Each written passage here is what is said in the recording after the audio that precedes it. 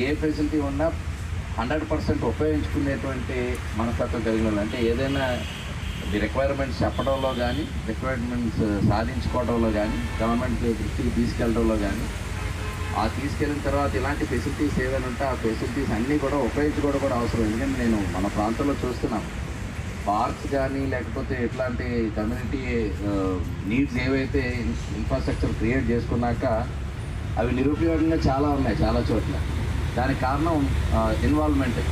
So అలాంటి involvement అయ్యేటువంటి ప్రజానీకం ఇక్కడ ఉన్నారు. అది కూడా మాకు ఎందుకంటే ప్రజాప్రతినిధి ఎన్నికైన వారికి ప్రాపర్ రిప్రజెంటేషన్ కానీ ఫాలోఅప్ కానీ ఉన్నటువంటి ప్రాంతాల్లో మాత్రం అక్కడ మాకు కూడా మంచి పేరు వస్తుంది ఇలాంటి రిప్రజెంటేటివ్స్ ఉంటే.